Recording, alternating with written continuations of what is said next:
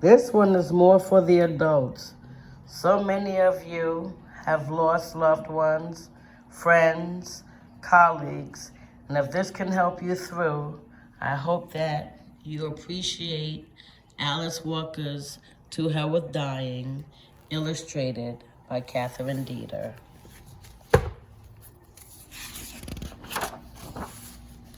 To Hell with Dying.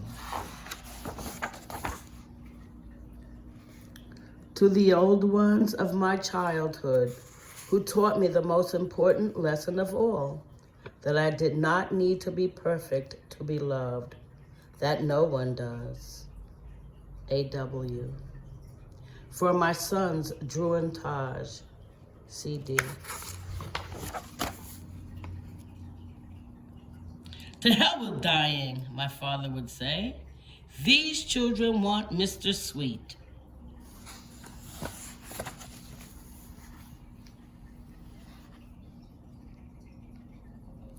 Mr. Sweet was a diabetic and an alcoholic and a guitar player who lived down the road from us on a neglected cotton farm.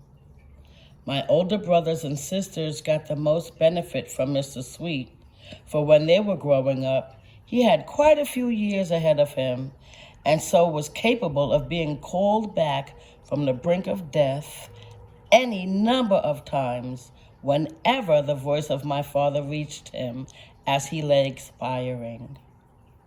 To hell with dying, man, my father would say, pushing the wife away from the bedside in tears, although she knew the death was not necessarily the last one, unless Mr. Sweet really wanted it to be. These children want Mr. Sweet, and they did want him.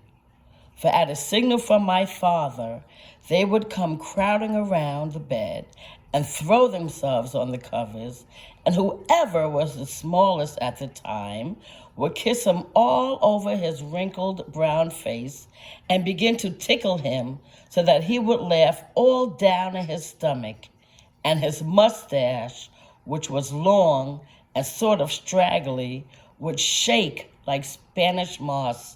And it was also that color.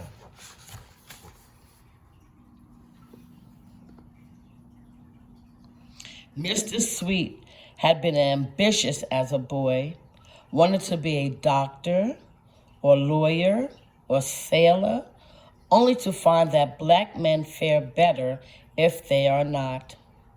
Since he could become none of these things, he turned to fishing as his one earnest career and playing the guitar as his sole claim to doing anything extraordinarily well.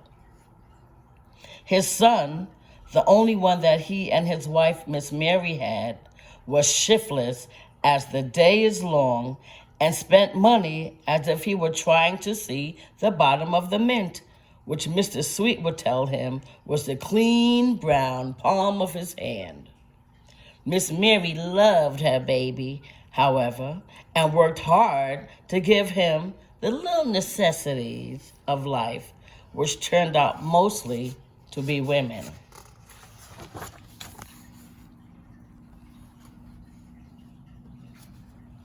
Mr. Sweet was a tall, thinnish man with thick, kinky hair going dead white. He was dark brown, his eyes were very squinty and sort of bluish, and he chewed brown mule tobacco. He was constantly on the verge of being blind drunk, for he brewed his own liquor and was not in the least a stingy sort of man. And he was always very melancholy and sad, though frequently, when he was feeling good, he'd dance around the yard with us, usually keeling over just as my mother came to see what the commotion was. Toward all of us children, he was very kind, and he had the grace to be shy with us, which is unusual in grown-ups. He had great respect for my mother, for she never held his drunkenness against him and would let us play with him even when he was about to fall in the fireplace from drink. Although Mr. Sweet would sometimes lose complete or nearly complete control of his head and neck so that he would loll around in his chair, his mind remained strangely acute and his speech not too affected. His ability to be drunk and sober at the same time made him an ideal playmate, for he was as weak as we were, and we could usually best him in wrestling, all the while keeping fairly coherent conversation going.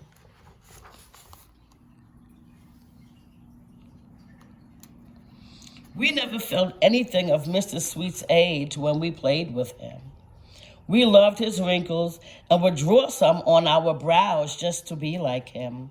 And his white hair was my special treasure, and he knew it and would never come to visit us just after he had had his hair cut off at the barbershop. Once he came to our house for something, probably to see my father about fertilizer for his crops, because although he never paid the slightest attention to his crops, he'd like to know what things would be best to use on them if he ever did. Anyhow, he had not come with his hair since he had just had it shaved off at the barber shop. He wore a huge straw hat to keep off the sun and also to keep his head away from me. But as soon as I saw him, I ran up and demanded that he take me up and kiss me with his funny mustache, which smelled so strongly of tobacco. Looking forward to burying my strong fingers into his woolly hair, I threw away his hat, only to find he had done something to his hair, that it was no longer there. I let out a squall, which made my mother think that Mr. Sweet had finally dropped me in the well or something, and from that day, I've been very wary of men in hats. However, not long after, Mr. Sweet showed up with his hair grown out and just as white and kinky as impenetrable as it ever was.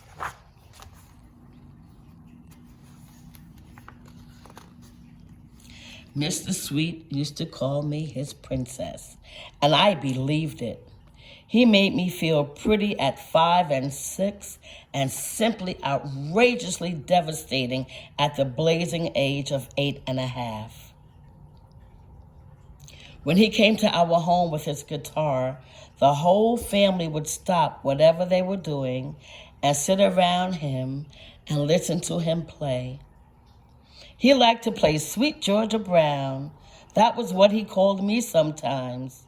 And also, he liked to play Caledonia, and all sorts of sweet and sad, wonderful songs, which he sometimes made up. It was from one of these songs that I learned he had to marry Miss Mary when he had, in fact, loved somebody else now living in Chicago or Detroit, Michigan. He was not sure that Jolie, her baby, was also his baby. Sometimes he would cry, and that was an indication that he was about to die again. And so we would all get prepared, for we were sure to be called upon. I was about 7 the first time I remember actually participating in one of Mr. Sweet's revivals. My parents told me I had participated before.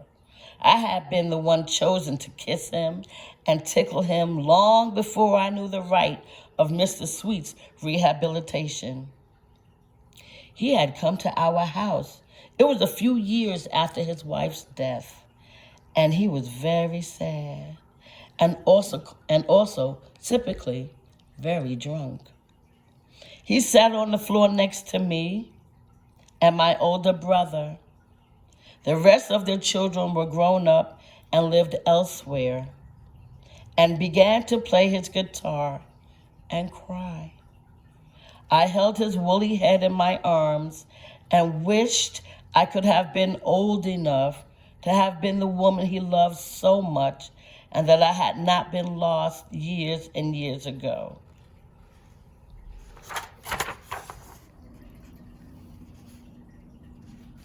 When he was leaving, my mother said to us we'd better sleep light that night, for we'd probably have to go over to Mr. Sweet's before daylight. And we did.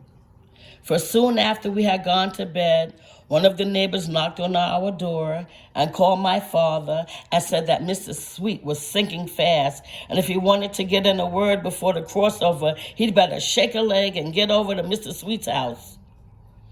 All the neighbors knew to come to our house if something was wrong with Mr. Sweet, but they did not know how we always managed to make him well, or at least stop him from dying, when he was so often so near death.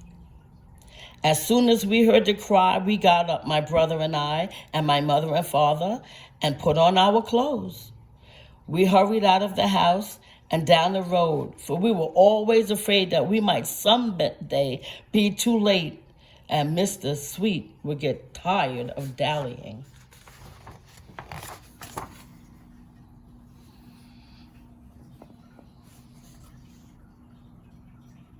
When we got to the house, a very poor shack, really, we found a front room full of neighbors and relatives, and a man met us at the door and said that it was all very sad that old Mr. Sweet Little, for Little was his family name, although we mostly ignored it, was about to kick the bucket.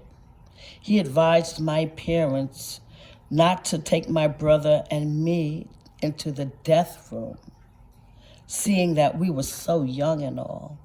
But we were much more accustomed to the death room than he, and we ignored him and dashed in without giving his warning a second thought. I was almost in tears, for those deaths upset me fearfully, and the thought of how much I depended on and how much depended on me and my brother, who was such a ham most of the time, made me very nervous.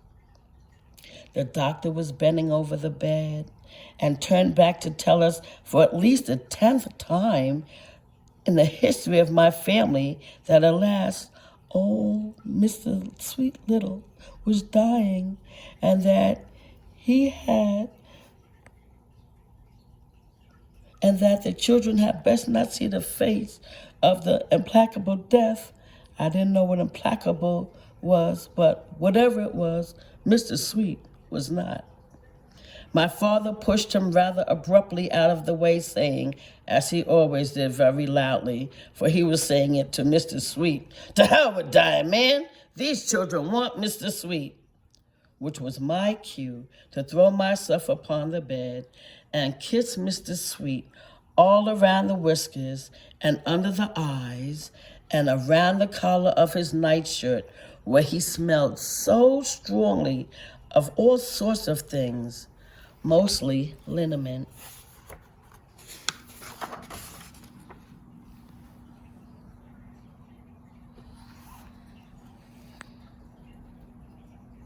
I was very good at bringing him around, for as soon as I saw that he was struggling to open his eyes, I knew that he was going to be all right, and so could finish my revival sure of success.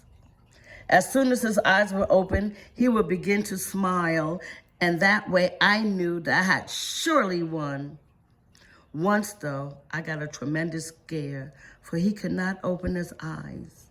And later I learned that he had had a stroke and that one side of his face was stiff and hard to get into motion. When he began to smile, I could tickle him in earnest because I was sure that nothing would get in the way of his laughter. Although once he began to cough so hard that he almost threw me off his stomach, but that was when I was very small, little more than a baby, and my bushy hair had gotten into his nose. When we were sure that he would listen to us, we would ask him why he was in bed and when he was coming to see us again, and we could play with his guitar, which more than likely would be leaning against the bed. His eyes would get a little misty, and he would sometimes cry out loud, but never let it embarrass us, for he knew we loved him and that we sometimes cried too for no reason. My parents would leave the room to just the three of us. Mr. Sweet by that time would be propped up in bed with a number of pillows behind his head, and me sitting and lying on his shoulder and along his chest. Even when he had trouble breathing, he would not ask me to get down. Looking into my eyes, he would shake his white head and run his scratchy old finger all around my hairline, which was rather low down, nearly to my eyebrows, and some people say I looked like a baby monkey.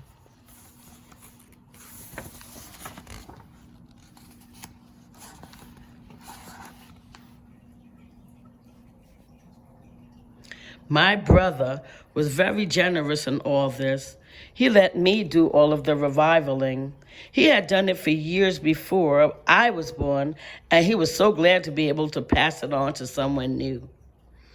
What he would do while I talked to Mr. Sweet was pretend to play the guitar. In fact, pretend that he was a young version of Mr. Sweet. And it always made Mr. Sweet glad to think that someone wanted to be like him. Of course, we did not know this then. We played the thing by ear, and whatever, he seemed to like it. We did. We were desperately afraid that he was just going to take off one day and leave us. It did not occur to us that we were doing anything special. We had not learned that death was final when it did come. We thought nothing of triumphing over it so many times, and in fact, became a trifle contemptuous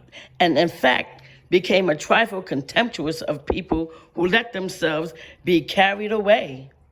It did not occur to us that if our own father had been dying, we could not have stopped it.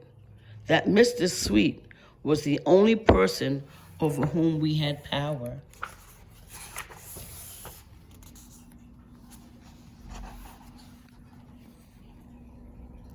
When Mr. Sweet was in his 80s, I was studying in a university many miles from home. I saw him whenever I went home, but he was never on the verge of dying that I could tell, and I began to feel that my anxiety for his health and psychological well-being was unnecessary. By this time, he had not only a mustache, but was beginning to grow a beard. He was very peaceful, fragile, gentle, and the only jarring note about him was his old guitar, which he still played in the old, sad, sweet, down-home blues way. On Mr. Sweet's 90th birthday, I was finishing my doctorate in Massachusetts, and I had been making arrangements to go home for several weeks' rest. That morning, I got a telegram telling me that Mr. Sweet was dying again, and could I please drop everything and come home? Of course I could. My dissertation could wait, and my teachers would understand when I explained to them after I got back. I ran to the phone, called the airport, and within 4 hours, I was speeding along the dusty road to Mr. Sweet's.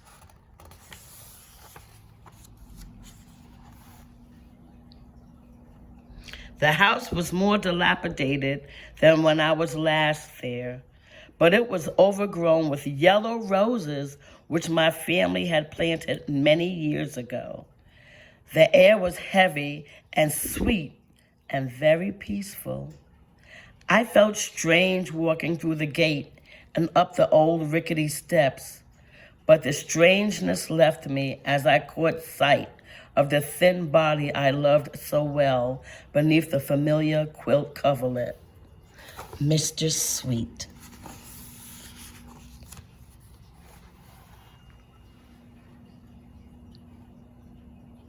His eyes were closed tight, and his hands crossed over his stomach. They were thin and delicate and no longer scratchy. I remembered how, as a small child, I had run and jumped up on him just anywhere. Now, I knew he would not be able to support my weight. I looked at my parents and was surprised to see that my father and mother also looked old and frail. My father, his own hair very gray, leaned over very quietly to the sleeping old man, who incidentally still smelled of wine and tobacco, and said, as he had done so many times, "To hell with dying, man. My daughter is home to see Mr. Sweet." My brother hadn't been able to come as he was in the war in Asia. I bent down and gently stroked the closed eyes, and gradually they began to open. The closed, wine-stained lips twitched a little, then parted in a warm, slightly embarrassed smile. Mr. Sweet could see me, and he recognized me, and his eyes looked very spry and twinkly for a moment.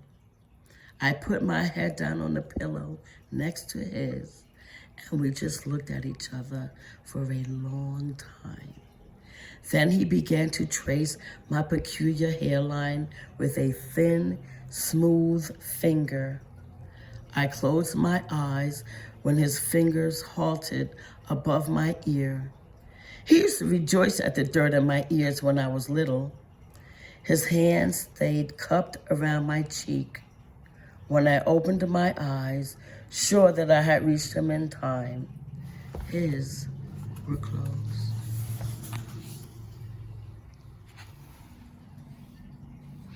Even at 24, could I believe that I had failed him?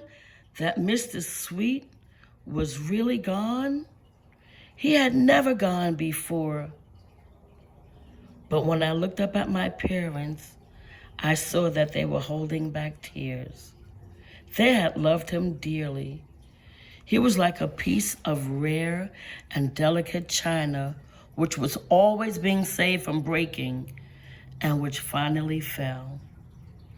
I looked long at the old face, the wrinkled forehead, the red lips, the hands that still reached out to me. Soon, I felt my father pushing something cool into my hands. It was Mr. Sweet's guitar. He had asked some months before to give it to me. He had known that even if I came next time, he would not be able to respond in the old way. He did not want me to feel that my trip had been for nothing.